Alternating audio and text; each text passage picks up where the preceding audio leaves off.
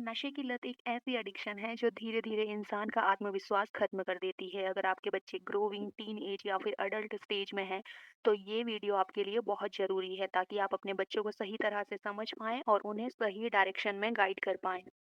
Teen age में hormones और brain development मिलकर इमोशंस को ज़्यादा सेंसिटिव बना देते हैं।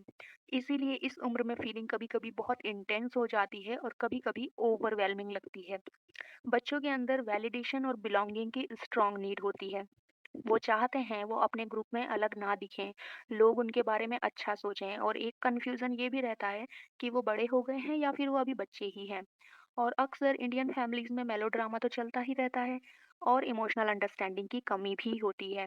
तो बच्चे खुद ही बड़े हो जाते हैं, वो सोचते हैं छोड़ो अब इनको क्या परेशान करना।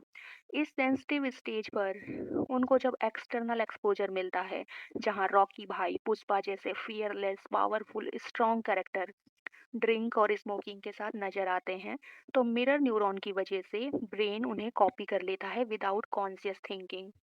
बंदा पावरफुल है, प्लस ड्रिंक और स्मोकिंग के साथ है, पीछे से एक बैकग्राउंड म्यूजिक है, ये स्ट्रेंथ और कूलनेस के साथ अटैच हो जाता है।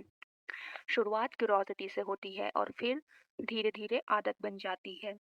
यहाँ पर एक कॉन्ट्राडिक्शन शुरू होता है क्योंकि धीरे-धीरे उम्र के साथ वो जानने लगता है कि ये आदत अब वो नहीं छोड़ पा रहा है और ये उसकी हेल्थ के लिए और उसके रिश्तों में हार्म कर रही है। लेकिन अनकॉन्शियसली उसके माइंड की जो प्रोग्रामिंग हो चुकी होती है, वो रिवॉर्ड, कूलनेस और पावर के साथ अटैच रहती है। और यही एक इंटरनल कॉन्ट्राडिक्शन जो होता है, आंतरिक टकराव होता है, ये उसका स्ट्रेस और ज़्यादा बढ़ाता है जिसकी वजह से वो कंजम्पशन और बढ़ाता है और फाइनली गिल्ट उस खालीपन को भरने लगता है, जो भरने के लिए उसने ये साइकिल चूज़ किया था। अब वो इसमें पूरी तरह से फँस चुका होता है। एज़ पेरेंट्स हम बच्चों को दुनिया से नहीं रोक सकते, ना ही हम उन्हें कोई डिजिटल इन्फ्लुएंस से रोक सकते हैं क्योंकि हम खुद मोबाइल के एडिक्टेड हो चुके हैं। ये एक फैक्ट है। लेकिन घर में हम बच्चों को कंट्रोल नहीं, कनेक्शन दे सकते हैं। उनकी गलतियों पर शेम नहीं, गाइडेंस दीजिए। घर में अगर उन्हें समझ, वैलिडेशन और एक्सेप्टेंस मिलता है, तो वो इमोशनल गैप यानी कि वो वॉइड बनता ही नहीं है।